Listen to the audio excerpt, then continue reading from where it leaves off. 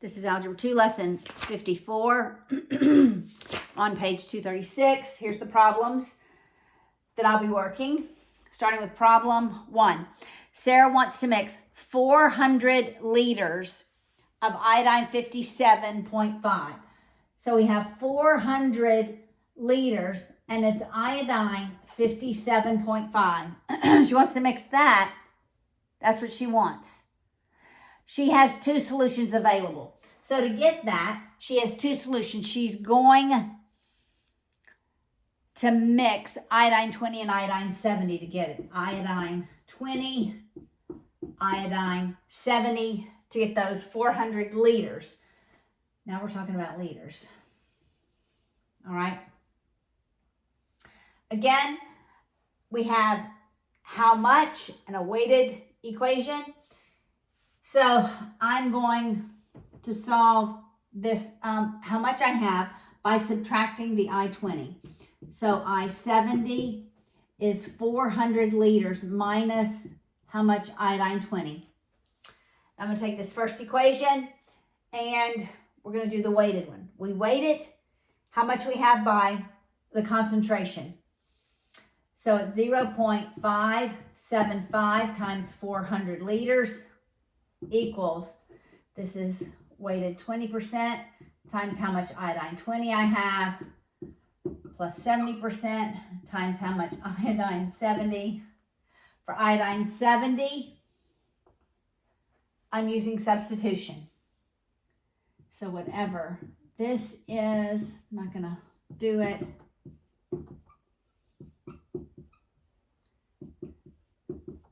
Instead of writing iodine 70, I'm substituting 400 minus iodine 20. Now I have one variable in the equation.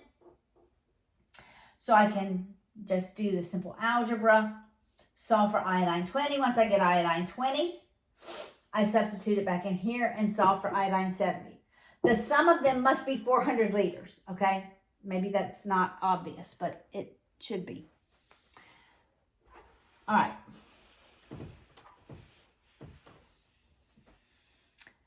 Number 2, Selby was in the next stall. She needed 150 milliliters of a solution that was glycerin 30. The two solutions she has available is glycerin 10 and glycerin 40. All right. Again, I'm always using this. It's just like x plus y equals that. All right, so I'm just using substitution always in these equations. So I'm going to subtract the glycerin 40 from the 150 because that's how much glycerin 10 I'm going to need. All right, now take this first equation and I weight it. We weight by the concentration times how much of the solution we have. The concentration times how much the solution we have, the concentration times how much of the solution we have. I have two variables. I need to use substitution to be able to solve for one, then go back and solve for the other. So for glycerin 10, I'm going to substitute the 150 minus the glycerin 40.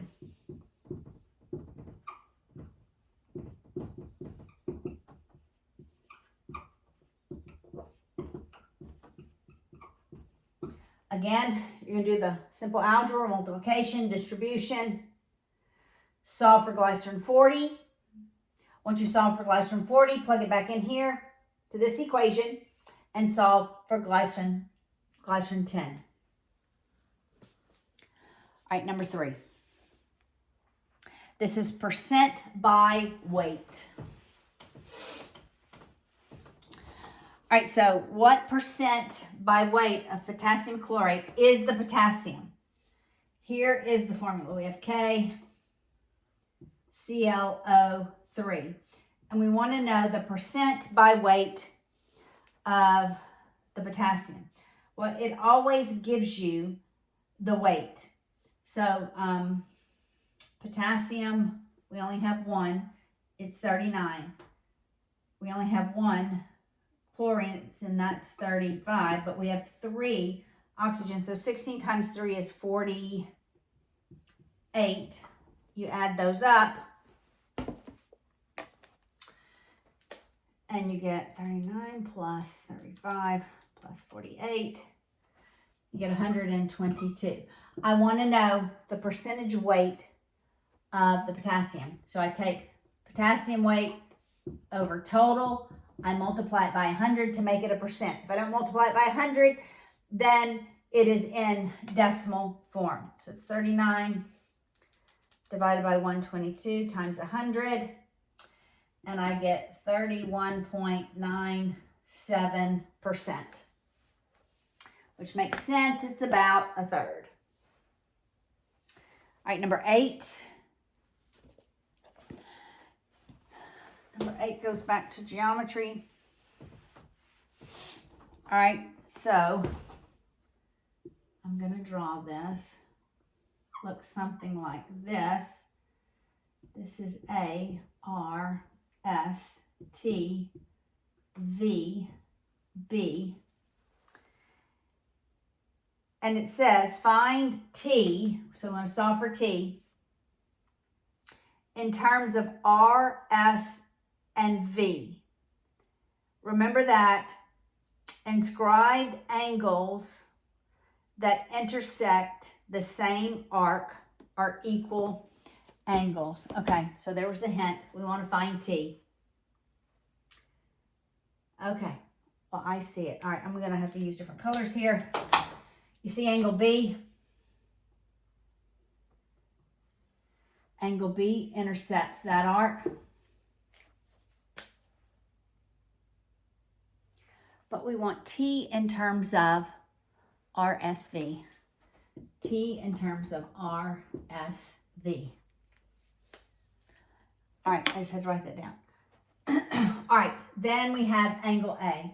Angle A intercepts the same arc. So angle A has to equal angle B.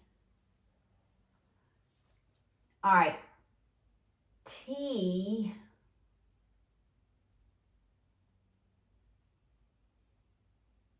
all right, but it wants the length of T.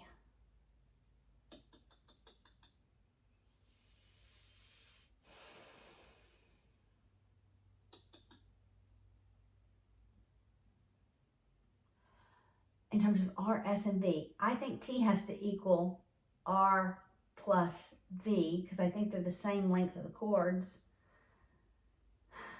But I'm trying to think.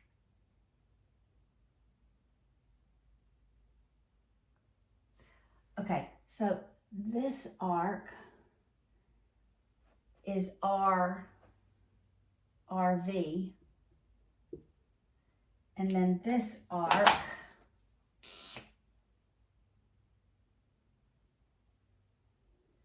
is ST. You know, the S and then the T. And those have to be equal arcs.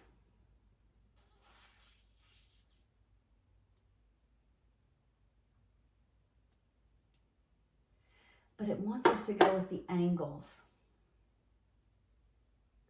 So here's my gut. It says T plus S equals R plus V, those lengths.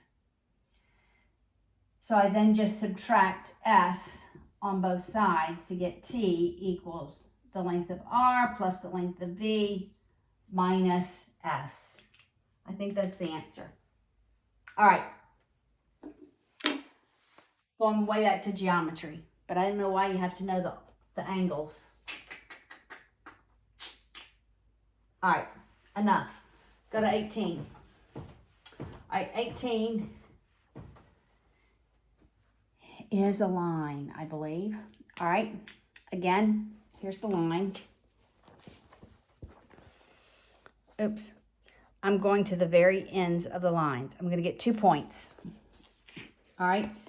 To get the equation of the line, I need 2 points. I can calculate the slope. then I can use the point slope form. All right, so one of those points is 6, 0. And also I note that the slope has to be positive. The other one is 2, negative 6. Slope is the change in y of the change in x. So I'm going to go 0 minus negative 6. If I start here in the numerator, I've got to start there in the denominator, over 6 minus 2. So that's 6 over 4, which is 3 over 2. That's my slope.